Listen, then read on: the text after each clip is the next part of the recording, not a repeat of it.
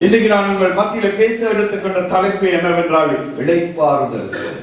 அதுவும் ඔබ මැද කතා කරගත්ත මාතෘකාව නම් සහනය. இளைப்பாறுதல். සහනය.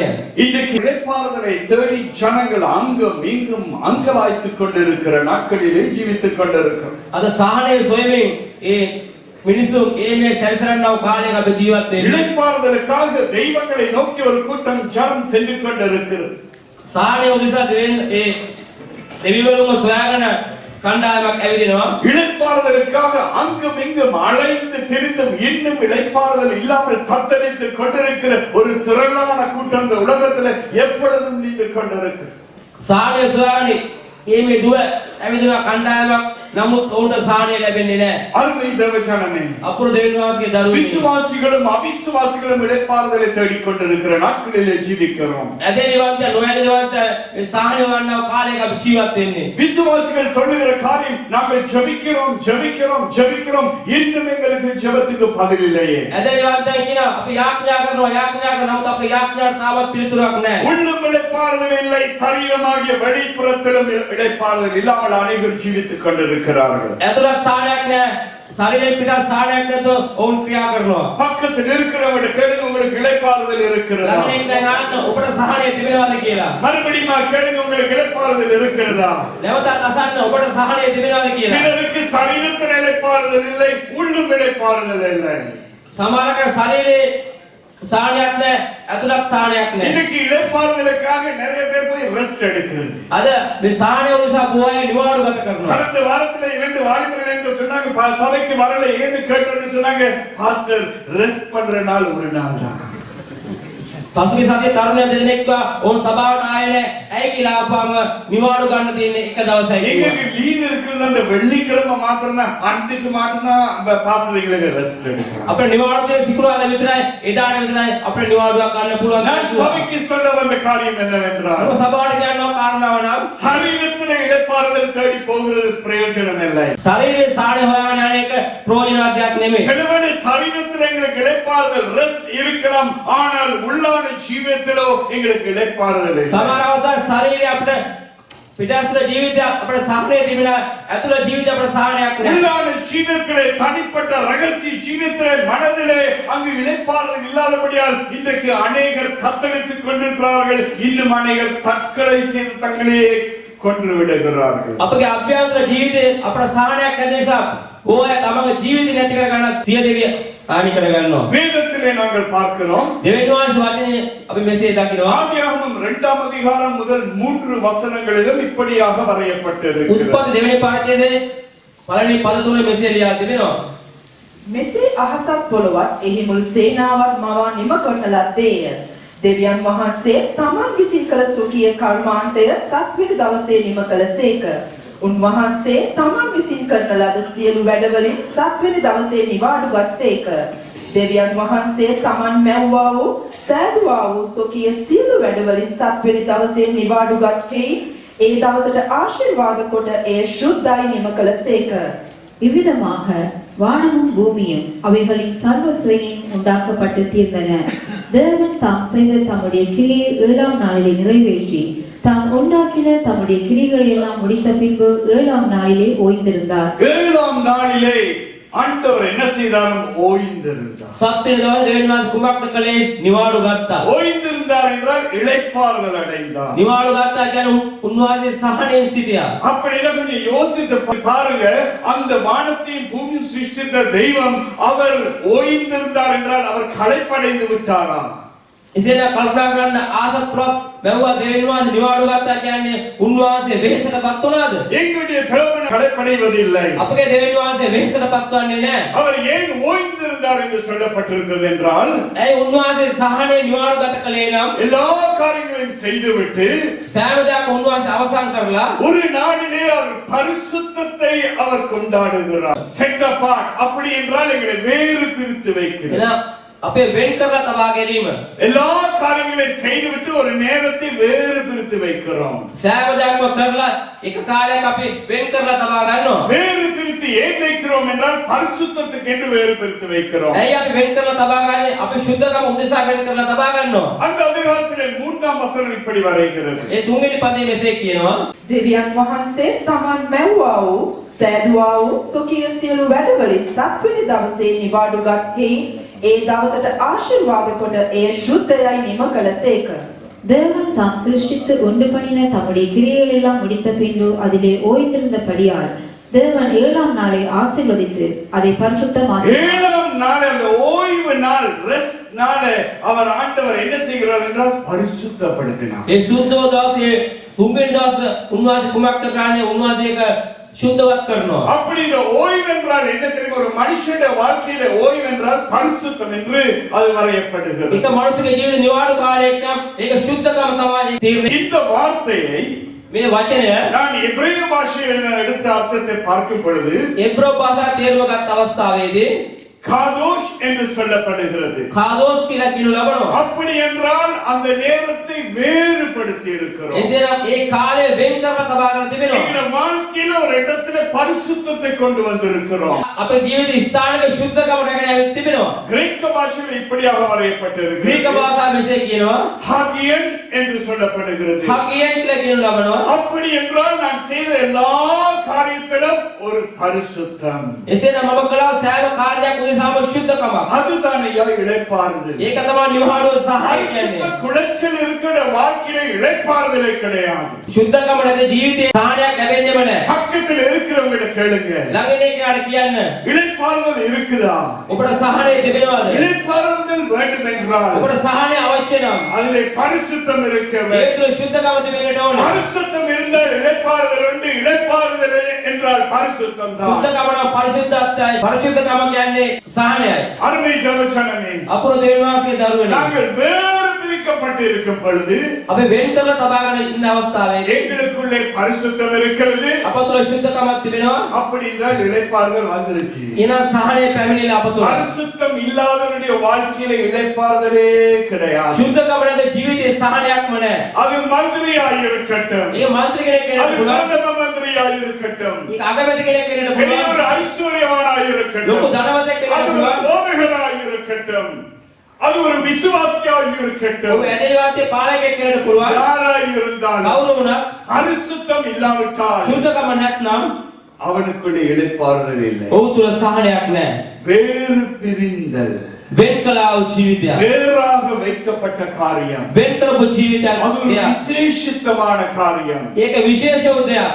சில வீடுகள்ல போய் பார்த்தா සමහර නිවස් වලට කියලා බලපුවා அழகான கேபினெட்ஸ் அப்படி இருக்கும். ලස්සන කැබිනට් එකක් கிளாஸ் තියෙනවා. கேபினெட், ஷோகேஸ் என்று சொல்லுவார்கள். ලස්සන ෂෝකේස් කියලා කියනවා මේකට. அதுல சில பாத்திரங்கள் வைக்கப்பட்டது. මේක සමහර භාජන තියා තිබෙනවා. அது அனுதினமும் பாவிக்கிறது கிடையாது. මේක දිනපතාම පාවිච්චි කරන්නේ அது නැහැ. வேறு பிரித்தங்க வச்சிருப்பாங்க. වෙන් කරලා තබාගෙන තිබෙනවා මේක. ஒரு விசேஷித்தவர் வீட்டுக்குள்ளே வரும் பொழுது විශේෂ අමුත්‍යක ආපු අවස්ථාවේදී அம்மா ஐயாவை பார்த்து சொல்லுவாங்க, இந்த கேபினெட்டை திறந்து அந்த பிளேட் தட்டு எடுத்துட்டு வாங்க. ඒ නෝනා මාත්‍යාජල බලලා කියනවා මේ කැබිනට් එක ඇරලා මේ ප්ලේට් එකක් අරන් ඉන්න කියලා அந்த පිළිගන්නවා. விசேஷித்தவருக்காக வேறு பிரிக்கப்பட்டு வைத்த காரியம் தான். විශේෂ කෙනෙකු නිසා වෙන් කරලා තබා තිබෙනව දෙයක්. ஹalleluya, හalleluya. ஹalleluya, ஹalleluya. 6 நாட்கள் ஆண்டவர் எல்லா காரியத்தையும் செய்துவிட்டு දවසක් දෙවියන් සෑම දායකයක් කරලා ஒரு நாளை பரிசுத்தமாக வேறு பிரித்து வைத்திருக்கிறார். එක දවසක් සුද්ධකම උදෙසා උන්වහන්සේ වෙන් කරලා තබා තිබෙනවා. அவருக்கு அது செய்ய வேண்டிய அவசியம் இல்லை. උන්වහන්සේ ඒක කරන්න අවශ්‍ය නැහැ. எங்களுக்கு ஒரு பாடத்தை கற்றுக் கொடுக்கும்படியாக அதை காண்பிக்கிறார். පාඩමක් උගන්වන්න පිණිස උන්වහන්සේ ඒක කළා. ஹalleluya, ஹalleluya. எங்களுடைய வாழ்க்கையில අපගේ ජීවිතේ அந்த விசேஷித்தவருக்காக ඒ විශේෂ අමුත්ත උදෙසා வேறு பிரித்து சில காரியங்களை வச்சிருக்கிறோமா? වෙන් කරලා සමහර දේවල් අප තබා තිබෙනවා. பக்கத்துல கேளுங்க, நீங்க வேறு பிரிஞ்சு இருக்கிறீங்களான்னு கேளுங்க. ළඟ නෙක යගන්න ඔබ වෙන් වෙලා සිටනවාද කියලා. இன்னைக்கு நிறைய பேர் வேறு பிரியுதுல வேறு ஊண்டி இருக்கிறது உலகத்தோட. සමහරක වෙන් වෙලා නැහැ. මේ පොළොස් සමග මුල් ඇදගෙන තිබෙනවා. உலக ஜனங்களோடு கலந்து இருக்கிறது. ලෝකේ ජනතාව සමග සම්බන්ධ වෙලා සිටිනවා. ஆண்டவருக்காக கொடுக்க நேரம் இல்லை. දෙවියන් වෙනුවෙන් දෙන්නට වෙලාවක් නැහැ. ஆண்டவருக்கு கொடுக்க பணம் இல்லை. දෙවියන් දෙන්න මුදල් නැහැ. ஆண்டவரோட பேச நேரம் இல்லை. දෙවියන් වෙනුවෙන් කතා කරන්න වෙලාවක් නැහැ. எல்லாரும் சரியா பிஸி. ඔක්කොම බිසි කාර්ය බහුලයි. கேளுங்க, நீங்க பிஸியான்னு கேளுங்க. ළඟින් එක යනකොට ඔබත් බිසිද කියලා? யாரை கேட்டாலும் பிஸி தான். ලෞකිකයාත් විසි. நான் கேட்கிற காரியம் என்ன தெரியுமா? මම ආන දේ කුමක්ද දන්නවද? ஆண்டவருக்காக எப்பையா கொஞ்சம் ஃப்ரீயா දෙවියන් වහන්සේ කොයි මොකද ප්‍රී වෙන්නේ? கொஞ்சம் ஃப்ரீயா வருவீங்களா? සුට්ට ප්‍රී වෙනවද? ஆண்டவருக்காக வேறு பிரித்து நாங்கள் பரிசுத்தமாக வேண்டும். දෙවියන් වහන්සේට වෙන්න අපි සුද්ධව ජීවත් වෙන්න ඕනේ. இளைப்பாறுதல் என்றால் பரிசுத்தமையா. සාහනය කියන්නේ සුද්ධකම. ஹalleluya. ஹalleluya. හalleluya. இது எத்தனாவது நாள்ல நடந்ததாம்? මේක කීවෙනි දවසේ සිදු වුණේ? 7வது நாள். 7 වෙනි දවසේ. அந்த நாள் ஓய்வு நாள் என்று சொல்லப்படுகிறது. ඒ දවස් සබත් දවස කියලා නිවාඩු දවස කියලා කියනවා. ஆண்டவருக்காக வேறு பிரிக்கப்பட்டு வைத்த நாள். දෙවියන් වහන්සේට වෙන් කළා වූ දවසක්. இன்னைக்கு நிறைய பேர் ஆண்டவருக்காக ஒரு காரியத்தை வேறு பிரித்து வைப்பது கிடையாது. අද දවසේ දෙවියන් වහන්සේට කිසිම කෙනෙක් කිසිම දෙයක් වෙන් කරලා அதனால නැහැ. இரவு பகலும் வேலை செய்தாலும் இளைப்பாறுதல் இல்லை. දෑදවල් වැඩ කරුවොත් ඒ නිසා තමයි සැලසීමක් නැත්නම් උන්ගේ ජීවිතේ. 7வது நாள். 7 වෙනි දවසේ. 7 என்னத்தை பேசுகிறது என்றால் 7 කුමක්ද කතා කරන්නේ? 7 பரிபூரணத்தை பேசுகிறது. සම්පූර්ණත්වය කතා කරනවා. ஒரு வாரத்திலே பரிபூரணமான 7 நாட்கள் உண்டு. එක දවසේ සම්පූර්ණකම එක සතියේ සම්පූර්ණත්වයක් 7 වෙනි දවසේ එන්නට ඕනේ. வானவில்லை எடுத்து பார்த்தால் அது பரிபூரணமான 7 நிறங்கள் அடங்கியதான வானவில்லை.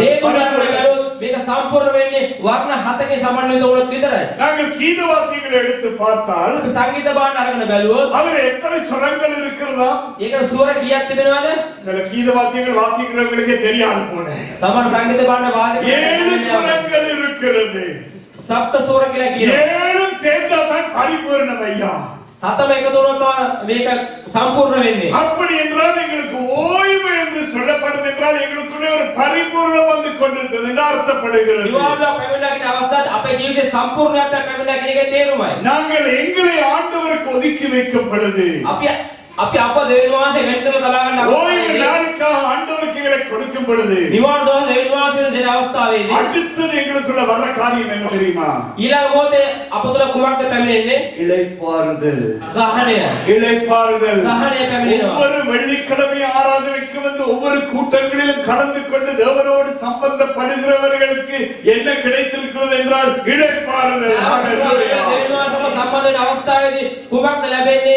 සහනය ලැබෙනවා. ஹalleluya. හalleluya. அந்த ஓய்வு நாள் என்றால் සබත් කියන දවස නිවාඩු දවසක් නම් சபத் என்றால் இளைப்பாறுதல். සබත් කියන්නේ සහනය.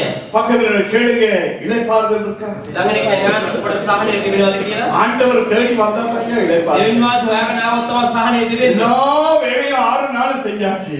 සෑම වෙලාවකම දවස් 6ම අපි කරනවා. 7வது நாள் வீட்டுல தூங்கினா எங்க இளைப்பாறுதல்? හත්වෙනි දවසේ ගෙදර නිදාගත්තොත් කොහොමද අපට සහනය ලැබෙන්නේ? பக்கத்துல இருந்து கரங்களை தட்டி சொல்லுங்க. ළඟට ඉන්න අපේ දෙයක් ගහලා කියන්න. சபத் நாளை விட்டு விடாதீர்கள். සබත් දවස ඔබ අතාරින්නට එපා. ஆண்டவருக்காக ஒதுக்கி வைங்க. දෙවියන් වහන්සේ වෙන් කරලා තබා ஒவ்வொரு ගන්න. நாள் ஆண்டவருக்காக நேரத்தை ஒதுக்கி வைங்க. සෑම දවස් දෙවියන් වහන්සේට කාලයක් වෙන් කරන්න. ஏனென்றால் ஆண்டவர் உங்களை தேடி வருகிறார். එයින දෙවියන් වහන්සේ ඔබ සොයාගෙන යනවා. எங்களுக்குள்ளே ஒரு பரிசுத்தம் வர வேண்டும் என்பது ஆண்டவருடைய சித்தம். උන්වහන්සේ කැමති අපට සුද්ධත්වයක් පැමිණෙන්න ඕනේ කියලා. எங்களுக்குள்ள ஒரு காதோஷ் வர வேண்டும், பரிசுத்தம் வர வேண்டும், எங்களுக்குள்ள ஒரு வித்தியாசம் இருக்க வேண்டும். අපට සුද්ධකමක් පැමිණෙන්න ඕනේ, වෙනස්කමක් පැමිණෙන්න ඕනේ දෙවියන් වහන්සේ කැමති වෙනවා. எங்களுக்குள்ளே අප තුළ ஒரு ஹாப்பினஸ் வர வேண்டும். அப்படி என்றால் வேறு பிரிந்த ஒரு ஜீவியா එතරගත්තා ජීවිතයක් අපට පැමිණෙන්න ඕනේ. அப்பதாயா எங்களுக்கு இளைப்பாறுதல் இருக்கு. එතකොට තමයි අපේ ජීවිතේ සහනය ලැබෙන්නේ. வேதத்திலே பார்க்கிறோம், දෙවියන් වහන්සේ වචන අපි දකිනවා. ஓய்வு நாட்களில் மாத்திரம் ஆண்டவராகிய இயேசு 7 அற்புதங்களை செய்தார். මේ නිවාඩු දවසේ පමණක් දෙවියන් වහන්සේ යේසුස් වහන්සේ ආස්කම් 7ක් කළා. அநேக அற்புதங்கள் செய்தது உண்மைதான். බොහෝ ආස්කම් වල එක සැබෑවයි. ஆனால் ஓய்வு நாட்களை எடுத்து 7 அற்புதங்களை செய்தார். அது ஒரு பரிபூரணம். ඔබ නිවාඩු දවස අරගෙන උන්වහන්සේ ආස්කම් 7ක් කළා, මේකේ සම්පූර්ණත්වයක්. அதோடு மாத்திரமல்ல அநேக அற்புதங்களை செய்தார். මෙපටක් නෙවෙයි බොහෝ ආස්කම් උන්වහන්සේ කළා. யோவான் 21 அதிகாரம் 25 வசனம் இப்படி வரைகிறது. යෝහන් 21:25 මෙසේ කියනවා. යේසුස් වහන්සේ කළ වෙනත් බොහෝ දේවල්ද ඇත්තේය. ඒවා එකින් එක ලියන ලද්දේ නම් ලියමු ලබන පොත් දරන්නට ලෝකයක් මදියයි සිතමි. இயேசு செய்த வேறு அநேக காரியங்களும் உண்டு. அவைகளில் ஒவ்வொன்றாக எழுதினால் எழுதப்படும் புஸ்தகங்கள் உலகம் கொள்ளாததென்று ஹalleluya ஹalleluya ஹalleluya. இயேசு செய்த காரியங்களை எழுதினால் இந்த புத்தகங்கள் உலகம் கொள்ளாதாம். යේසුස් වහන්සේ කළා මේ ආස්කම් ලියවොත් මේ පොත් මැද වෙනවා මේ ලෝකේ පොත්. இந்த உலகம் முழுவதும் எழுதினாலும் அவர் செய்த அற்புதங்களை எழுதி முடிக்க මේ முடியாது. ලෝකේ පුරා ලියුවා. උන්වහන්සේ කළා ආස්තෝනිලා ඉවර වෙන්න බැරිලු. ஹalleluya. ஆனால் ஏழாவது நாளாகிய ஓய்வு நாளிலே செய்ததான 7 அற்புதங்களை குறித்து சீக்கிரமாய் பார்க்க போகிறோம். නමුත් 7 වෙනි දවසේ නිවාඩු දවසේ උන්වහන්සේ කියලා අපි ආස්තම් 7ක් ගැන බලන්න යනවා. ஆண்டவருக்காக நாங்கள் நேரத்தை ஒதுக்கும் பொழுது දෙවියන් වහන්සේ වෙලා වෙන් කරන අවස්ථාවේදී ஆண்டவருக்காக நாங்கள் பரிசுத்தமாய் மாறும் பொழுது දෙවියන් වහන්සේ සුද්ධකම ආකාරයට අපි වෙනස් වෙන අවස්ථාවේදී ஆண்டவருக்காக எங்களை ஒப்புக்கொடுக்கும் பொழுது දෙවියන් වහන්සේ අපි කැප කරන අවස්ථාවේදී ஆண்டவர் ஒரு அற்புதம் செய்ய மாட்டார். උන්වහන්සේ එක ආස්තමක් නෙමෙයි කරන්නේ. 7 அற்புதங்கள் செய்வார். ආස්තම් 7ක් උන්වහන්සේ කරනවා. 7 என்றால் பரிபூரண வேலை செய்வார். 7 කියන්නේ සම්පූර්ණ වැඩක් උන්වහන්සේ பக்கத்துல කරනවා. இருக்கிறவங்க கரத்தகனை அடிச்சு சொல்லுங்க, අතට ගහලා කියන්න. அவர் பரிபூரண வேலை උන්වහන්සේ செய்வார். සම්පූර්ණ දේ කරනවා. ஹalleluya. ஆனா நாங்க கொஞ்சம் எங்களை வேறு பிரித்து வைக்கணும். නමුත් අපි ටිකක් අප වෙන් කරලා තබා ගන්නට நாங்க ඕනේ. கொஞ்சம் வித்தியாசமாய் இருக்கணும். අපි වෙනස් ආකාරයෙන් ජීවත් වෙන්න ඕනේ. பக்கத்துல இருக்கிறவங்க கேளுங்க, நீங்க எந்த ஜாதின்னு கொஞ்சம் கேளுங்க. ළඟට යන්න ඔබ කුමන ජාතියද අයිතිද කියලා நல்லா கேளுங்க, சத்தமா கேளுங்க பாப்போம். හොඳ හඬින් අහන්න ඔබ. பக்கத்துல இருக்கிறவங்க பாக்குறாங்க, நீங்க எந்த ஜாதி? ළඟට එක්කෙනා බලනවා ඔබ කුමන ජාතියක්ද කියලා. எனக்கு கொஞ்சம் தெரிய வேண்டும் நீங்க எந்த ஜாதி என்று. මට දැනගන්න ඕන ඔබ කුමන ජාතියකට අයිතිද කියලා. நீங்களே யோசிக்கிறா இந்த பேசுகிற மனுஷன் எந்த ஜாதி என்று. ඔබ කතා කරනද මේ කතා කරන මනුස්සයා මොන ජාතියද ඔබ நான் හිතන්නේ? பரலோக ஜாதி. ඔබ ස්වර්ග ජාතිය. நான் பரலோக ஜாதி. ස්වර්ග ජාතිය. ஹalleluya. ஹalleluya. ஏன் பரலோக ஜாதி தெரியுமா? ඒ ස්වර්ග ජාතිය දන්නවද? நான் என்னை ஆண்டவருக்காக பரிசுத்தத்துக்கு என்று ஒப்புக் கொடுத்திருக்கிறேன். මම දෙවියන් වහන්සේ ශුද්ධ කරන මාව බාර කර තිබෙනවා. நாங்க ஆண்டவருக்காக எங்களை ஒப்புக் கொடுக்கும் பொழுது අපි දෙවියන් වහන්සේගෙන් අපි කැප කරන අවස්ථාවේදී எங்களுக்குள்ளே ஒரு இளைப்பாறுதல் வருகிறது. අප තුල සහනයක් ලැබෙනවා. இன்னைக்கு இளைப்பாறுதல் இல்லாமல் அநேகர் ஜீவித்துக் கொண்டிருக்கிறார். අද සහනය නැත බොහෝ ජීවත් වෙනවා. ஏனென்றால் ஆண்டவருக்கு நேரம் கொடுக்காதபடி, ඒ දාන දෙවියන් වහන්සේගෙන් කාලයක් වෙන කර அவருடைய දෙන්නේ නැහැ. வார்த்தை கனம் பண்ணாதபடியா, උන්වහන්සේ වචනයට ඔවුන් ගරු කරන්නේ නැහැ. அவருக்கு கொடுக்க வேண்டிய காரியங்களை கொடுக்காதபடி උන්වහන්සේ දෙන්න ඕන දේවල් දෙන්නේ නැති නිසා இன்னைக்கு இளைப்பாறுதல் இல்லாமல் இருக்கிறார்கள். අද සහනය නැත බොහෝ ජීවත් වෙනවා. ஆண்டவருடைய 7 அற்புதங்கள் ஓய்வு நாளில் செய்த முதலாவது அற்புதம், උන්වහන්සේ නිවාඩු කාලේ ආස්තම් 7ක් කළා. ඒකේ පළවෙනි එක නම් ஒரு திமிர்வாதக்காரனை அவர் குணப்படுத்துகிறார். අංශභාග රෝගියෙක් උන්වහන්සේ සුව කරනවා. யோவானுக்கு எழுதின சுவிசேஷம் 5ஆம் அதிகாரம் යෝහන් 5 වෙනි පරිච්ඡේදයේ 8 9 වசனங்களுக்கு நேராக திருப்பிக் கொள்ளுங்கள். 8යි 9යි අපි පෙරලා ගනිමු. නැගිට නුඹේ යහන රැගෙන ඵල යන්නයි යේසුස් වහන්සේ ඔහුට කීසේක. එකෙනෙහිම ඒ මනුෂ්‍යයා සුවපත්ව තමාගේ යහන රැගෙන ගියේය. இயேசு அவனை நோக்கி, எழுந்திரு, உன் படுக்கையை எடுத்துக்கொண்டு நட என்றார். உடனே அந்த மனுஷன் சுஸ்தமாகி தன் படுக்கையை எடுத்துக்கொண்டு நடந்து போனான். அந்த நாள் ஓய்வு நாளாய் இருந்தது. அந்த நாள் ஓய்வு நாளாயிருந்தது. ඒ දවස නිවාඩු දවසක් වුණා. அந்த நாள் ஓய்வு நாளாயிருந்தது. ඒ දවස නිවාඩු දවසක් වුණා. இயேசு ஓய்வு நாள்ல என்ன செய்தாராம்? යේසුස් වහන්සේ නිවාඩු දවසේ කුමක්ද කළේ? 38 வருடங்கள் அவன் திமிர்வாதக்காரனாய் இருந்து படுக்கையில இருந்து கொண்டிருந்தான். අවුරුදු 38ක් අංශභාග රෝගියෙක් වශයෙන් මොහු හැදෙව යහනේම සිටියා. அவன் படுத்திருந்தவன். ඔහු නිදාගෙනම සිටියා. ஆனா ஓய்வு நாள்ல ஆண்டவர் என்ன செய்கிறார்? නමුත් නිවාඩු දවසේ දෙවියන් වහන්සේ කුමක්ද කරන්නේ? அவனை எழுந்திருக்க செய்தார். ඔහුව නැගිටවන්න සලස්වනවා. எத்தனை பேர் ஆதிக்குரிய ஜீவியத்துல இத்தனை வருஷம் சபைக்கு வந்து படுத்திருக்கிறீங்க? තවත් ආත්ම ජීවිතේ බොහෝ කාලේ සභාවට ආවත් කී දෙනෙක් තාම නිදාගෙන ඉන්නවද? இன்னும் பிரசங்கம் கேட்டாலும் தூக்கம் தான். තවත් ඒ දෙවියන් වහන්සේ දේශනා ඇසුවත් නිදාගෙන ඉන්නවා. 2000 பிரசங்கம் கேட்டாலும் ஞானஸ்நானத்துக்கு ஒப்பு கொடுக்க மாட்டேன். වචන 2000ක් හැවුවත් බෞද්ධ ස්පිට බාර කරන්නේ නැහැ. நான் இந்த சபைக்கு சொந்தக்காரன். මම මේ සභාවට අයිති කෙනෙක්. உண்மைதான். ඇත්ත තමයි. நீங்க அந்த சபைக்கு சொந்த உண்மைதான். ඔබ ඒ සභාවට අයිති එක ஆனா ඇත්ත. நாட்களுக்கு வந்த கேள்வி என்ன தெரியுமா? මම අහන ප්‍රශ්නේ කුමක්ද දන්නවද? பரலோக சபைக்கு சொந்தமாக வேண்டும் என்றால் ස්වර්ගික රාජ්‍යයට ඔබ සම්බන්ධ වෙන්න மனம் ඕන. திரும்பி ஞானஸ்நானம் பெற வேண்டும். පස්සේ වෙලා ඔබ බෞද්ධ ස්පිට ஹalleluya. இன்னும் நிறைய பேர் தூங்கிக் கொண்டிருக்கிறார்கள். තවත් බොහෝ අය නිදාගෙන ඉන්නවා. தங்களை ஒப்பு கொடுக்கும் பொழுது තමම කැප කරන අවස්ථාවේ ஓய்வு நாளிலே ஆண்டவர் என்ன செய்கிறார்? නිවාඩු දවසේ දෙවියන් වහන්සේ කුමක්ද කරන්නේ? பரிசுத்த நாளிலே ஆண்டவர் என்ன செய்கிறார்? සුද්ධ දවසේ කුමක්ද කරන්නේ උන්වහන්සේ? இளைப்பாறுதல் இல்லாமல் தூங்கிக் கொண்டிருக்கிறவனை பார்த்து சொல்கிறார், எழுந்திரு. සාහනයක් නැතුව නිදාගෙන ඉන්න අය උන්වහන්සේ කියනවා නැගිටින්න කියලා. பக்கத்தில் இருக்கிறவனை கரங்களை தட்டி சொல்லுங்க, எழுந்திரு. ළඟට ඉන්න දැයට ඔබ ගහලා කියන්නේ නැගිටින්න කියන්නේ. கொஞ்சம் எழுந்திருங்க பாப்போம். ටිකක් නැගිටින්න බලන්න. எழுந்திருங்க. නැගිටින්න බලන්න. ஹalleluya. ஹalleluya. அமர்ந்து கொள்ளுங்க. අසුන් ගන්න. நித்திரை கொள்ளுகிறவர்களை எழுப்புகிறது தான் ஆண்டவருடைய வேலை. නිදා ඉන්න අය නැගිටින එක තමයි දෙවියන් වහන්සේගේ රාජකාරිය. ஹalleluya. ஹalleluya.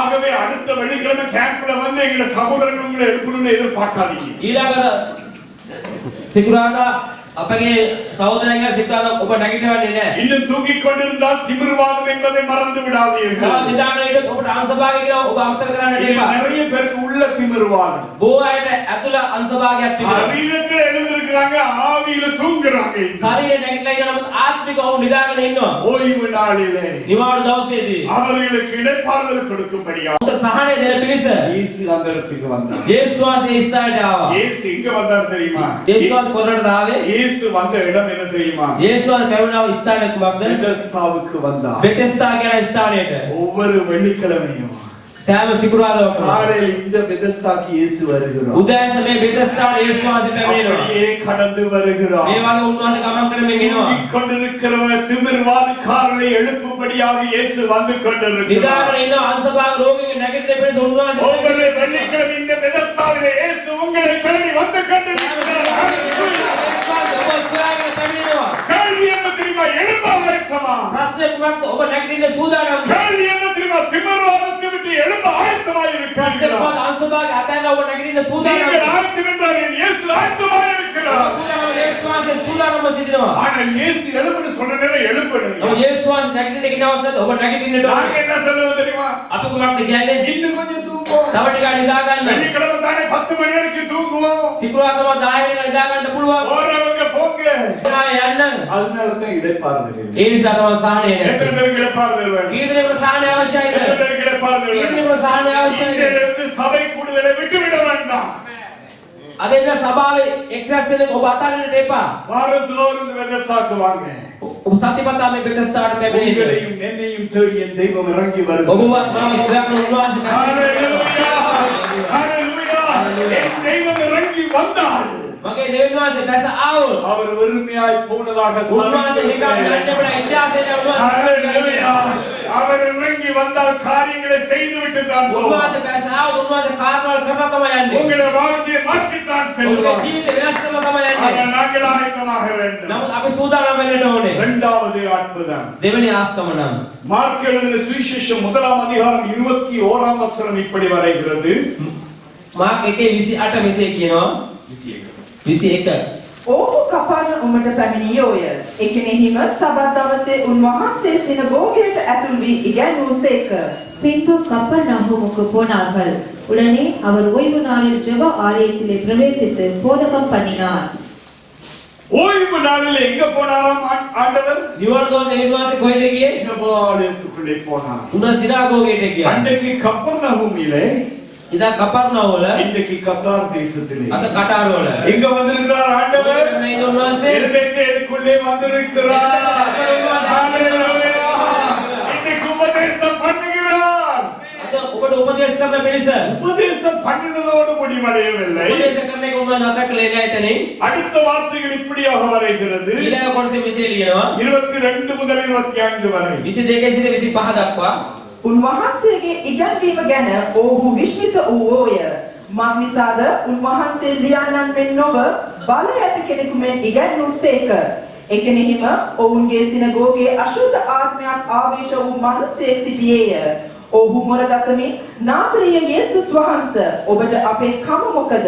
අප විනාශ කරන්නට ආසේක්ද? ඔබ වහන්සේ කවුද කියා දනිමි. ඔබ දෙවියන් වහන්සේගේ ශුද්ධ වූ තනන් වහන්සේයයි කීය. යේසුස් වහන්සේ ඔහුට තරවටු කරමින් කතා නොකරව මොහුගෙන් පිටවේයයි කීසේක. அவர் வேதகாரகரைப் போல போதியாமல் அதிகாரமுடையவராய் அவர்களுக்கு போதித்தபடியினால் அவருடைய போதகத்தை குறித்து ஜனங்கள் ஆச்சரியப்பட்டார்கள். அவர்களுடைய ஜெப ஆலயத்திலே அசுத்த ஆவியுள்ள ஒரு மனுஷன் இருந்தான். அவன், ஐயோ நசரேயனாகிய இயேசுவே, எங்களுக்கும் உமக்கும் என்ன? எங்களை கெடுக்கவா வந்தீர்? உம்மை இன்னார் என்று அறிவேன். நீர் தேவனுடைய பரிசுத்தர் என்று சத்தமிட்டான். அதற்கு இயேசு, நீ பேசாமல் இவனை விட்டு புறப்பட்டு போ என்று அதை அதட்டினார். அடுத்த வார்த்தை. ඊළඟ වචනේ කියනවා. එවිට අශුද්ධ ආත්මය ඔහු තදින් වෙවුලවා මහත් හඬින් මොරගසමින් ඔහුගෙන් පිට වූයේය. உடனே அந்த அசுத்த ஆவி அவனை விட்டு அலைக்கழித்து மிகுந்த சத்தமிட்டு அவனை விட்டு போய்விட்டது. ஆண்டவர் எங்க வந்திருக்காரு இப்ப? දෙවියන් වහන්සේ කොහෙද පැමිණ ஓய்வு තිබෙන්නේ? நாள் எங்க வந்திருக்காரா? නිවන දවසේ කොහෙද ආවේ? தேவ ஆலயத்துக்குள்ள வந்திருக்கிறார். දේවස්ථානය තුලට. அப்படி என்றால் එසේනම් தேவ ஆலயத்துக்குள்ள ஆலயத்துக்குள்ளே அங்க ஒரு அசுத்தாவி இருந்ததுதான். දේව මාලිගාව තුල අශුද්ධ ආත්මයක් සිටියා. பக்கத்தில் இருக்கிறவங்க கேளுங்க, உங்களுக்குள்ள என்ன ஆவி இருக்குன்னு கேளுங்க. ඔබ තුල කුමන ආත්මයක්ද තිබෙන්නේ කියලා. அங்க வந்திருந்தவங்க விசுவாசிகள் தான். මේ පැමිණලා හිටියේ ඇදලිවන්තයෝ. ஆனா ஒரு ஆளுக்குள்ள அசுத்தாவி නමුත් இருந்தது. එක්කෙනෙක් තුල අශුද්ධ ආත්මයක්. ஆண்டவர் அதை கண்டுபிடித்து දෙවියන් விட்டார். වහන්සේ ඒක දැක්කා. ஆண்டவருடைய வார்த்தை வரும் பொழுது දෙවියන් වහන්සේ වචනේ පැමිණෙනකොට அசுத்தாவிகளுக்கு இருக்க முடியாதயா, அசுத்தாவி வெளியே வரத்தான் வேண்டும். ஹalleluya. உங்களுக்குள்ளே எப்படிப்பட்ட ஆவி இருந்தாலும் எனக்கு பரவாயில்லை. ඔබ තුල කුමන ආත්මයක්ද මට ஆண்டவருடைய வார்த்தை வரும் பொழுது දෙවියන් වහන්සේ වචනේ එනකොට அசுத்தாவி வெளியே வருகிறது. අශුද්ධ ආත්මය එළියට එනවා. ஆண்டவர் அசுத்தாவியை பார்த்து சொன்னார், දෙවියන් වහන්සේ අශුද්ධ ආත්මය බලලා நீ කිව්වා பேசாமல் இரு. ඔබ කතා කරන්න එපා. காரணம் என்ன தெரியுமா? කාරණා කුමක්ද? நான் பேசிக்கொண்டு මම කතා කරන්නේ සිටිනවා. ஆண்டவர் பேசுற நேரம் நீங்க பேசாதீங்க. දෙවියන් වහන්සේ කතා කරන අවස්ථාවේ ඔබ කතා කරන්න එපා. ஆண்டவர் பேசுற நேரம் நீங்க தர்க்கிக்க வேண்டாம். දෙවියන් වහන්සේ කතා කරන අවස්ථාවේ ඔබ තර්ක කරන්නට එපා. இன்னைக்கு வசனங்களை கேட்கிறது உண்மை, ஆனால் ஆண்டவர் தர்க்கிக்கிறது வேதத்துக்கு விரோதமாய். අද වචනය අපි අසනවා දෙවියන් වහන්සේ වචනේ විරුද්ධව අපි තර්ක කරනවා.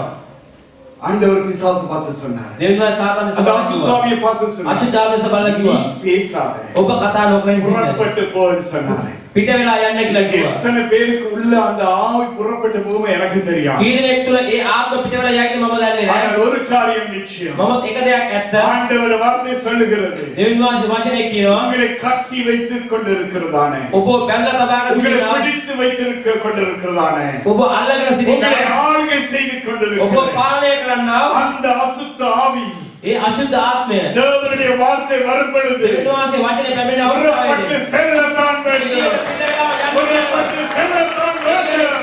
ஹalleluya. ஆண்டவர் சொன்னார் ஆகும், அவர் கட்டளையிட்டால் நிற்கும்.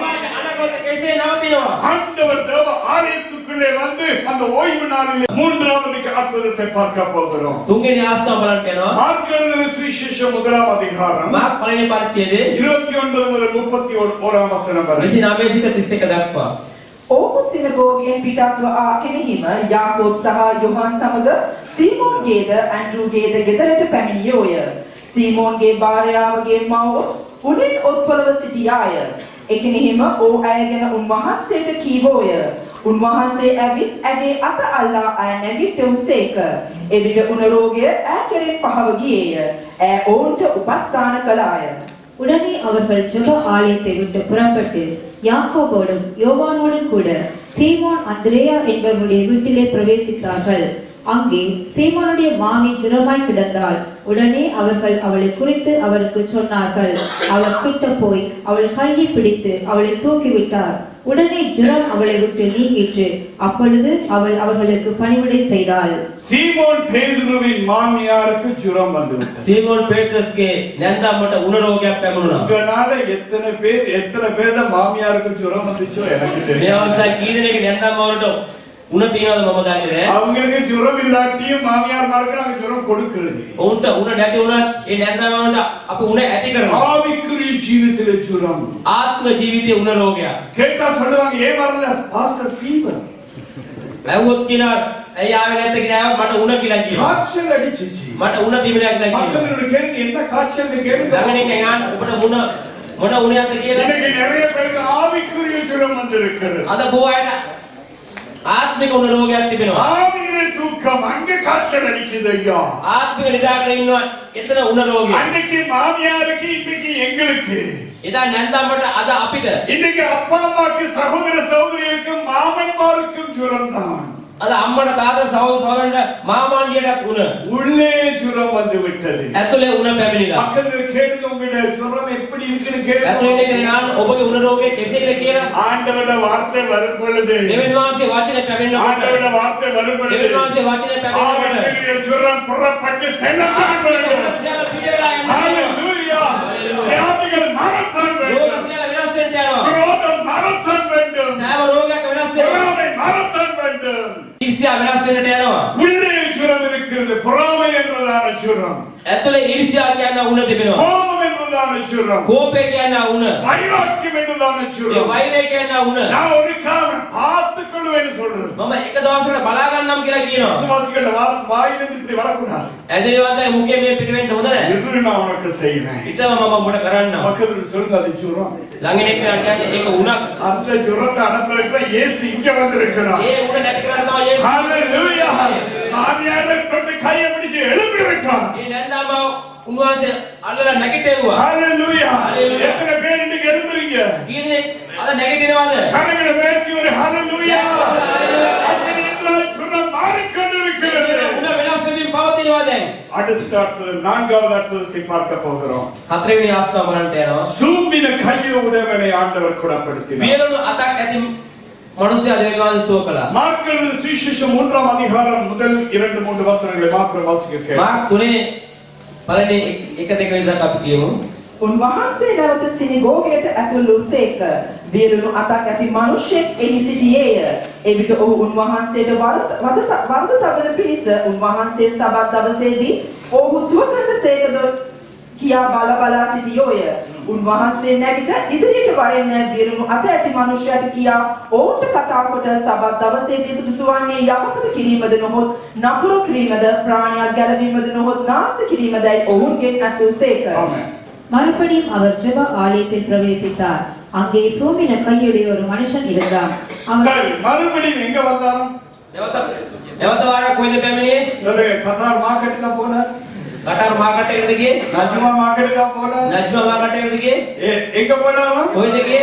ஜெபாலயத்துக்கு வந்தார். දේව මන්දිරයට පැමිණියා. மறுபடியுமாக නැවත වතාවක්. இந்த ஓய்வு நாளிலே මේ නිවන දවසේ இயேசு ஜெபாலயத்துக்கு வருகிறார். යේසුස් වහන්සේ ඒ දේව මාලිගාවට පැමිණෙනවා. அப்படியே பார்க்கிறார் எல்லாரும். මේක බලලා උන්වහන්සේ இடையில பார்த்தன ஒருவருக்கு சூம்பின கை. මධ්‍යස්ථ බලලා වියලුණු අත ඇති මනුස්සයෙක් ඉන්නවා. என்னவா? අඬ ගියා මේට එන්න කියලා. பக்கத்துல கேளுங்க, நீங்க சூம்பி இருக்கு. ළඟින් ගාන ඔබේ අත වීලිලාද කියලා. சிலருக்கு மனம் சூம்பி இருக்கு. සමහරකට ඔහුගේ මනස වියලිලා. சிலருக்கு கண் சூம்பி இருக்கு. සමහරකට ඔහුගේ ඇස් දෙක වියලිලා. சிலருக்கு கை சூம்பி இருக்கு. සමහරකට දෑත් වියලිලා. சிலருக்கு இருதயமே சூம்பி. සමහරකට ඔහුගේ හදවතම වියලිලා. அப்படிப்பட்டவரை பார்த்து சொல்றாரு, இங்க வாங்க. මේ වෙන්නේ අපල දෙන්නවා කියලා මේට එන්න. சபையில வந்து சொல்றாரு, இங்க வாங்க கொஞ்சம். සභාවට එන්න කියලා මේට එන්න කියනවා. அப்ப எல்லாரும் வந்தாங்க, இயேசு இப்படி செய்வாரா? එසේ නැක යේසුස් වහන්සේ මෙසේ කරයි. ஓய்வு நாள் அற்புதம் செய்ய முடியுமா? නිවන දවසේ ආස්තව කරන්න පුළුවන්ද? நான் சொல்லுகிறேன், මම කියන්නම්. பரிசுத்த நல்லதாய் அற்புதம். සුද්ධකමේ දවස් තමයි උන්වහන්සේ ஆண்டவருக்கு பரிசுத்தமாய் வாழும்போது அற்புதத்துக்கு இன்ப அற்புதம் வரத்தான் செய்யும். සුද්ධ ජීවිත අවස්ථාවේ උන්වහන්සේ ආස්තව කරනවා. இந்த சூம்பின கை இருந்தபடியால், சூம்பின பகுதி இருந்தபடியால் இளைப்பாறுதல் இல்லாமல் இருந்தான். මේ වේලන පැත්තක් තිබුණ නිසා මොහුගේ ජීවිතේ සහනයක් තිබුණේ නැහැ. சரீரத்தில் ஒரு பகுதி சூம்பி இருக்கிறபடியால் இன்றைக்கு இளைப்பாறுதல் இல்லாமல் அலைந்து திரிகிறோம். ශරීරයේ පැත්තක් අපේ විලේ නැත්තා මේ දවසේ සහනයක් නැතුව මේ ලෝකේ අපි ජීවත් වෙනවා. எத்தனை பேருடைய வாழ்க்கையில உள்ளே சூம்பின நிலைமை என்று எனக்கு தெரியாது. කීදෙනෙක්ගේ අතුරාම ජීවිතේ විලේනද මම දන්නේ නැහැ. எனக்கு தெரிந்ததெல்லாம் ஒரு காரியம் தான். මට දන්නේ ஓய்வு நாளிலே சபையிலே ஆண்டவர் வந்திருக்கிறார். නිවාර දවසේ උන්වහන්සේ சூம்பின நிலைமையை மாற்றப் போகிறார். මේලෝ තාත්ත උන්වහන්සේ විනාශ කරනවා. ஆண்டவர்களை எழுப்பப் போகிறார். උන්වහන්සේ නැගිටවන්න යනවා. சூம்பின நிலைமை மாறுகிறது என்று சொல்லுகிற கரங்களை உயர்த்தி ஒரு ஹல்லேலூயா. ஹல்லேலூயா. ஐந்தாவது அற்புதத்தை பார்க்க போகிறோம். පස්වෙනි ආස්තව බලන්න යනවා. யோவானுக்கு எழுதின சுவிசேஷம் 9ஆம் அதிகாரம் යෝහන් 9 පරිච්ඡේදයේ 1ஆம் வசனம், 6ஆம் வசனம், 8ஆம் வசனம். පළවෙනි පදේ 8වෙනි පදේ 6වෙනි පදේ 8වෙනි පදේ කියමු. උන්වහන්සේ යද්දී උපන්දා පටන් අන්ධ වූ මිනිසෙක් දුටුසේක. උන්වහන්සේගේ ගෝලයෝ රබ්බී මොහු අන්ධව ඉපදීමට පව් කරේ කවුදයි? මොහුද ඔහුගේ මව්පියෝදයි ඇසුවෝය. ஆமென். அவர் அப்புறம் போகையில் பிறவி குருடனாகிய ஒரு மனுஷனை கண்டார். இவைகளை சொல்லி அவர் தரையிலே துப்பி உமல் நீரினால் சேறு உண்டாக்கி அந்த சேற்றை குருடனுடைய கண்களின் மேல் பூசி.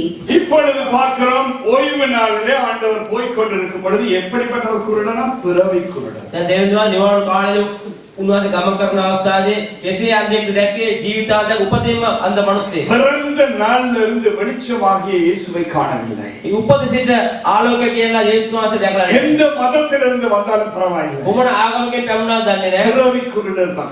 ජාති අන්ධෙක්. இயேசுவை காணாத மனுஷன் பிறவி குருடன். යේසුස් වහන්සේ දැක්ක නැති මිනිසෙක් උපදින්ම අන්ධ பக்கத்துல මිනිසෙක්. கேளுங்க, நீங்க பிறவி குருடனான்னு கேளுங்க பாருங்க. ළඟනේ ඥාන ඔබ උපදින්ම අන්ධ මිනිසෙක්. பரம்பரை பரம்பரையா குருட்டான். සමහරක පරම්පරාවේ අන්ධව සිටිනවා. அந்த மனுஷன் அங்க கண்டுட்டார் ஆண்டவர். ඒ මනුස්සයා යේසුස් වහන්සේ දැක්කයි. திறமை குருடனை குணப்படுத்தினார் என்று வேதம் சொல்லுகிறது. ඒ උපතේම අන්ධ මනුස්සයා යේසුස් වහන්සේ සුව කළා කියලා උන්වහන්සේ වචනේ කියනවා. ஆவிக்குரிய ජීවිතේ நீங்கள் குருடனாய் இருந்திருக்கலாம். ඔබගේ ආත්ම ජීවිතේ ඔබ අන්ධව සිටින්න පුළුවන්. நான் கொண்டு வந்த நற்செய்தி என்னவென்றால் ඔබ කියනා සුභාරංචි කුමක්ද නම් பிறவியிலே இருந்தே இப்படி பாவம் இருந்தாலும் ඒ பரவாயில்லை. උපතේ සිට ඔබගේ පාපයේ තිබුණත් කමක් නැහැ. பாரம்பரியமாய் பாவம் அக்கிரமத்திலே நிறைந்த குடும்பம் පාරම්පරික පාපේ පිරුණා පෞලකම පැමිණෙන්නට ඇති. விக்கிர ஆராதனையில் இருந்து வந்திருக்கலாம். ඒ රූප නමස්කාරය පැමිණෙන්නට ඇති. சூரிய கட்டுகளில் இருந்து ඒ வந்திருக்கலாம். පිළි සූර්යවල සිටින්නට ඇති. பாரம்பரியமாக வந்திருக்கலாம். පරම්පරාවෙන් පැමිණෙන්නට ඇති. ஆனால் இயேசு இங்கே வந்து சொல்லுகிற නමුත් காரியம் යේසුස් වහන්සේ මේ ඉස්සරහට කියනවා பிறவியிலே இருந்து வந்த சுபாவமானாலும் මේ பரவாயில்லை. උපතේ පැමිණෙන ස්වභාවයක් වුණත් කමක් නැහැ. ஆண்டவர் உங்களை குணப்படுத்த ஆயத்தமாக යේසුස් இருக்கிறார். වහන්සේ ඔබ සුව කරන්න සූදානම්. அந்த பிறவி குறித்தாத நிமித்தம் உங்களுக்கு சமாதானம் இல்லை. ඒ උපතේම අන්ධව සිටින නිසා ඔබට සමාදානයක් නැහැ. இன்னைக்கு உங்களுக்கு இனப்பாறுதல் இல்லை. අද ඔබට සහනයක් නැහැ. ஆனால் ஆண்டவர் சொல்ற வார்த்தைக்கு கீழ்ப்படிச்சால் නමුත් යේසුස් වහන්සේ කියන වචනට ඔබ කීකරු වුණා. அவர் கொடுக்கிறதை நீங்கள் பெற்றுக்கொள்ள ඔබ දෙන දේ ඔබ ලබා ගත්තොත් உங்களுடைய கண்கள் திறக்கப்படும். ඔබගේ දැස් විවර වෙන්න உங்களுடைய යනවා. ஆவிக்குரிய கண்கள் நிச்சயமாக ඔබගේ திறக்கப்படும். ආත්ම දැස් විවර වෙන්න යනවා. அடுத்த அற்புதத்தை குறித்து பார்க்க போகிறோம். ඊළඟ ආස්කම බලන්න යනවා. ஆறாவது அற்புதம் 6 වෙනි ආස්කම. லூக்கா எழுதின சுவிசேஷம் 13ஆம் அதிகாரம் 10ஆம் வசனம் முதல். ලූක් 13 10 වෙනි වචනේ සිට. උන්වහන්සේ සබත් දවසේ එක් සිනගෝගයක උගන්වමින් සිටිසේක. බලව දසට අවුරුද්දක් දුර්වලකමේ ආත්මයක් ඇති වූ කොයි ප්‍රකාරකින්වත් කෙලින් වෙන්න බැරි ස්ත්‍රියක් එක්කාය. ஆமென். ஒரு ஓய்வு நாளில் அவர் ஜெப ஆலயத்தில் போதகம் பண்ணி கொண்டிருந்தார். அப்பொழுது 18 வருஷமாய் பலவீனப்படுத்தும் ஆவியை கொண்ட ஒரு ஸ்திரீ அங்கே இருந்தாள். அவள் எவ்வளவு நிமிரக்கூடாத கூனியாய் இருந்தாள். இயேசு ஆண்டவர் அந்த ஆலயத்துக்குள்ள வந்த உடனே யாரை பார்த்தாரு தெரியுமா? 18 வருஷம் கூனி. උන්වහන්සේ ඒ දේවතාවට ආව ඉස්ලාම් කුමක් දැක් අවුරුදු 18ක් ඒ පොරවසිතේ කෙනෙක්. எத்தனை பிரசங்கம் கேட்டாலும் இன்னும் கூடிதான். කොච්චර දේශනා ඇහුවත් පොරව කුදු වෙලා සිටිනවා. இன்னும் மேல பார்க்க முடியல. තවත් ඊය බලන්න බැරුව இன்னும் உலகத்தை காரியங்களே பார்த்துட்டு තම இருக்கு. ලෝකයේ දේවල් බලාගෙන ඉන්නවා. இன்னும் அப்படிதான். තාමත් එසේ. அவங்களை கேளுங்க, நீங்க கூடியான்னு கேளுங்க. ළඟින් යාන්න ඔබ කුදුව ඉන්නවද කියලා තාම சரீரத்துல கூடி இல்ல. ශරීරයෙන් කුදු නැහැ. ஆவிக்குரிய ஜீவித்துல கூடி. ආත්ම ජීවිතේ කුදු වෙලා. இன்னும் கீழே தான் நடக்கிறது. තවත් බිම තමයි ගමන් කරන්නේ. நிமிர்ந்து நடக்க முடியாது. கீழே அப்படியா? ඔබත් එසේද? இயேசு இன்னைக்கு வந்திருக்கிறார். යේසුස් වහන්සේ පැමිණ உங்களை සිටිනවා. நிமிர்த்த இயேசு வந்திருக்கிறார். உங்களை எழுப்ப இயேசு வந்திருக்கிறார். உங்களுடைய உள்ளான ஜீவியம் நேராக இயேசு வந்திருக்கிறார். ඔබගේ අත්ලාම් ජීවිතේ කෙලෙන්නේ යේසුස් உங்களுடைய වහන්සේ. வார்த்தையை மாற்ற இயேசு ඔබගේ வந்திருக்கிறார். ජීවිත වෙනස් කරන්න යේසුස් වහන්සේ පැමිණියා. ஆனால் சத்தத்துக்கு கீழ்ப்படி ஆயத்தமாக இருக்கிறீங்களா? නමුත් උන්වහන්සේගේ අඬට කීකරවට ඔබ සූදානම්ද? உலக காரியம் உலகத்துக்குள்ளே நாங்கள் போய் கொண்டிருக்கிறோம். ලෝකේ දේවල් තුල ඔබ ஆண்டவருக்கு நேரம் இல்லை. දෙවියන් වහන්සේට වෙලාවක් ஆண்டவருடைய නැහැ. காரியத்துக்கு நேரம் இல்லை. දෙවියන් වහන්සේ දේවල්ට වෙලාවක් නැහැ. உலகத்துக்குள்ளே போய் இருக்கிறது. ලෝකේ තුලම ඔබ සිටිනවා. கூலியா தான் இருக்கிறீங்க. කුදු වෙලාව සිටිනවා. கூலிகளை எழுப்ப இயேசு இங்க வந்திருக்கிறார். කුදු අය නැගිටිනකොට යේසුස් වහන්සේ கூலியா පැමිණියා. இருக்கிறனால தான் இளைப்பாறுதல் இல்லை. ඒ කුදුව සිටින නිසා තමයි ඔබේ ජීවිතේ සහනයක් அந்த නැත්තේ. ஸ்திரீ நேரா எழுந்த உடனே ඒ ඉස්සේ කෙලින් වුණ අවස්ථාවේ வாழ்க்கையிலே முதல் விலை இளைப்பாறுதல் ஐயா. ජීවිතේ ප්‍රථම වතාවට සහනයක් எத்தனை ලැබුණා. பேருக்கு இளைப்பாறுதல் வேண்டும்? ජීවිතේ සහනයක් අවශ්‍යයිද? கூலியான நிலைமையை மாற்ற எத்தனை பேர் ஆயத்தமாக இருக்கிறீர்கள்?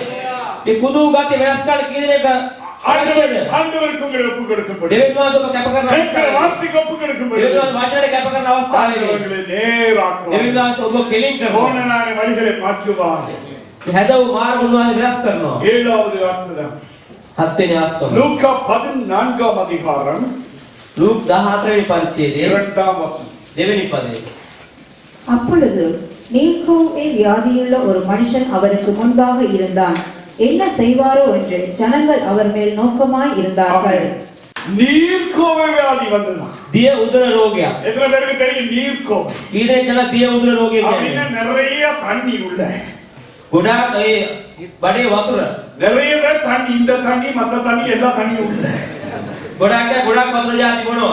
இதெல்லாம் உள்ள வந்துட்டு ஆனா சபைக்கு வந்திருக்கிறாங்க. මේ ඔක්කොම බඩට ඇල සභාවට පැමිණ සිටිනවා. நிறைய உலக காரியங்கள் உள்ள வந்து நிரப்பிடுச்சு. ගොඩාක් ලෝකේ දේවල් මේ ඇවිල්ලා පිරීලා උගේ ජීවිතේ. அங்க ஆசீர்வாதங்களை நீரினால தான் நிறைஞ்சிருக்கிறாங்க. මේ ආශිර්වාද නෑ වතුරේ තමයි පිරීලා තිබෙන්නේ. பக்கத்துல கேளுங்க, உங்களுக்கு நீர்க்கோவை இருக்கான்னு கேளுங்க. ළඟින් යන ඔබට දිය උදර රෝගය තිබෙනවද කියලා? நிறைய காரியங்களை நிரப்பி இருக்கிறீங்களா? ඕ දේවල් වලින් පිරීලා. அந்த காரியத்தை அகற்றும்படியா இயேசு இங்க காலையில මේ வந்திருக்கிறார். දේවල් ඉවත් කරනකොට යේසුස් වහන්සේ அந்த උදේ மனுஷனை கூப்பிட்டு வருகிறான்னு சொன்னார். මේ මනුස්සයා நீ අනගා නිවන உலக දොර நிறைஞ்சிருக்கிறதுனால ලෝකේ දේවල් වල පිරීලා සිටින නිසා ஆரம்பத்துல நிறைஞ்சிருக்கிறதுனால පාරම්පරිකව පිරීලා உலக නිසා சிநேகிதத்துல நிறைஞ்சிருக்கிறதுனால ලෝකේ මිත්‍රත්වයෙන් පිරීලා නිසා பாவம் நிறைஞ்சிருக்கிறதுனால පාපේ පිරීලා නිසා உனக்கு இளைப்பாறுதல் இல்லை. ඔබට සහනය නැහැ. ஆனால் இன்றைக்கு නමුත් අද දවසේ ஆனால் இன்றைக்கு නමුත් අද දවසේ ஆனால் இன்றைக்கு අද දවසේ ஆனால் இன்றைக்கு අද දවසේ ஆனால் இன்றைக்கு අද දවසේ நீ கோவிலாகி வேறு ஆண்டவர் மாற்றுகிறார். ஆண்டவர் வந்தால் காரியங்களை செய். යේසුස් වහන්සේ කැමරොත් සියලු දේවල් ඉෂ්ට වෙනවා. ஆகவே தான் வேதம் இப்படி வரைகிறது. ඒ නිසා යේසුස් වහන්සේ වචනේ මෙසේ කියන්නේ වචනේ. 11 அதிகாரம் 28 21. මතේ 11 28 29 මෙසේ කියනවා. වෙහෙස වෙන්නා වූ බරොස්සලනා වූ සියල්ලනි මා වෙතට වරෙල්ලා මම නුඹලාට සහනය දෙමි. මම සිතින් මෘදුව යටහත සිටින බැවින් මාගේ වියගහ නුඹලා පිළිගෙන මාගෙන් ඉගෙන ගනිල්ලා. வருத்தப்பட்டு பாரம் சுமக்கிறவர்களே, நீங்கள் எல்லாரும் என்னிடத்தில் வாருங்கள், நான் உங்களுக்கு இளைப்பாறுதல் தருவேன். நான் சாந்தமும் மனத்தாழ்மையுமாய் இருக்கிறேன். என் நுகத்தை உங்கள் மேல் ஏற்றுக்கொண்டு என்னிடத்தில் கற்றுக்கொள்ளுங்கள், அப்பொழுது உங்கள் ஆத்துமாக்களுக்கு இளைப்பாறுதல் கிடைக்கும். ஹalleluya. இளைப்பாறுதல் தருவதற்கு ஆண்டவர் ஆயத்தமா வந்திருக்கிறார். සාහනය දෙන්න සූදානම් උන්වහන්සේ පැමිණලා ஆனா සිටිනවා. ஆண்டவர் இருக்காருன்னு சொல்றார். ඔව් උන්වහන්සේ එක දෙයක් කියනවා. உங்களுக்கு இளைப்பாறுதல் வேண்டுமா? ඔබට සාහනය අවශ්‍යද? வேற எங்கேயும் போகாதீங்க. කොයිවත් යන්න එපා. என்கிட்ட வாங்கன்னு சொல்றார். මාළඟට එන්න කියලා උන්වහන්සේ කියනවා. பக்கத்துல கேளுங்க, அவர்கிட்ட போக ஆயத்தமா. ළඟින් එක යන්න. ඔබ උන්වහන්සේ ළඟට යන්න සූදානම්. சரீரத்துல வர்றாங்க, ஆவியில இன்னும் வரல. සමහර ශරීරයෙන් යන ආත්මයෙන් එන්නේ නැහැ. அவர் சொல்லுகிறார், උන්වහන්සේ කියනවා. உங்களுக்கு இளைப்பாறுதலை தருவேன். ඔබට සාහනය දෙනවා. அப்படி என்றால் එසේනම් எங்களுக்குள்ள ஒரு பரிசுத்தம் வரும். අප තුළ ශුද්ධකමක් පැමිණෙනවා. எங்களுக்குள்ள ஒரு வேறு பிரிவு ஏற்படும். ඒ වෙන්නුනා ජීවිතයක් අප තුළ ඇති වෙනවා. ஆண்டவரண்டே நாங்க வரணும். යේසුස් වහන්සේ වෙත අපි එන්නට ඕනේ. ஆண்டவர் வார்த்தையை கேட்கணும். උන්වහන්සේ වචනේ අසන්නට ඕනේ. வார்த்தையெல்லாம் அவர் நிச்ச வச்சிருவோம். අපේ බර ඔක්කොම උන්වහන්සේ පිට எங்களை ගන්නවා. கூடித்தரத்தை வச்சிருவோம். අපේ කුදු තත්ත්වය තබමු. எங்களை பிரச்சனையை வைத்திருவோம். අපේ ප්‍රශ්නය තබමු. எங்களை குருட்டாட்டத்தை ஆண்டவருக்கு ஒப்பு கொடுப்போம். අපගේ අන්ධකම උන්වහන්සේ பழைய කරමු. ஜீவித்தை ஒப்பு கொடுப்போம். මරණ ජීවිතය කැප කරමු. இந்த புதிய வருஷத்திலே මේ අලුත් වසරේදී ஆண்டவர் උන්වහන්සේ இந்த சபை விசுவாசிகளுக்கு මේ සභාවේ ඇදහිලිවන්තයන්ට இளைப்பாறுதலை கொடுக்க ஆயத்தமாய் ஹalleluya ஹalleluya இயேசுவை தவிர வேறு வழியே கிடையாது. යේසුස් වහන්සේ වෙන මාර්ගයක් ඒකට இந்த නැහැ. உலகத்திலே எங்கதான் சுத்தி මේ வந்தார் ලෝකේ කොහෙ කරකුණා இளைப்பாறுதல் என்ற பரிசுத்தத்துக்கு வர வேண்டும் என்றால் සාහනය මේ සුද්ධකමට එන්නට ඕන නම් இயேசுவை தவிர வேறு යේසුස් වහන්සේට වෙන මාර්ගයක් නැහැ. இந்த காலை வேளையிலே මේ උදෑසනදී எங்களை ஆண்டவருக்கு ஒப்பு கொடுப்போமா? අපි අපේ දෙවියන්වහන්සේ කැප කරමුද? இந்த நாட்டில் ஆண்டவர் இந்த ஆலயத்துக்கு මේ வந்திருக்கிறார். දවසේදී උන්වහන්සේ මේ දේවස්ථානට පැමිණ සිටිනවා. இந்த நாளிலும் මේ දවසේදී இந்த ஓய்வு நாளிலே මේ නිවාඩු இந்த දවසේදී பரிசுத்த நாளிலே මේ සුද්ධ දවසේ வேறு பிரிக்கப்பட்ட நாளிலே වෙන්නුනා දවසේ என்னையும் உங்களை வேறு பிரித்து வாழ்க்கையை மாற்ற இயேசு வந்திருக்கிறார். ඔබ අත්වාත් වෙන් කරලා ජීවිතය උන්වහන්සේ වෙනස් කරන්න පැමිණ සිටිනවා. ஆண்டவர்கள் வறுமையாய் போகப்படும். පැමුණා ඉස්ස යන්නේ නැහැ. விடுதலையோடு தாட்கள் විමුක්තිය තමයි යන්නේ. ஆண்டவர்கள் வறுமையாய் செல்ல முடியாது. පැමුණා ඉස්ස යන්නේ නැහැ. இன்னைக்கு இளைப்பாறுதலோடு நான் செல்ல வேண்டும். අද සාහනයෙන් තමයි යන්නට යන්නේ. இளைப்பாறுதலாகிய பரிசுத்தத்தை பிடித்துக் கொள்ளுங்கள். සාහනය නැමැති සුද්ධකම අල්ලගන්න. அதி சீக்கிரத்தில் அந்த பரிசுத்த தெய்வம் வருகிறார். ඉක්කම සුද්ධ දෙවියන් වහන්සේ අප මැද එන්නට යනවා. மத்தியாகாயத்திலே வருவார். මධ්‍ය ආකාශයට පැමිණෙනවා. அவர் வருவது பரிசுத்தவான்கள். උන්වහන්සේ එන්නේ ශුද්ධවන්තයෙකු නිසා. உங்களை ஆசீர்வதிப்பார். දෙවියන් වහන්සේ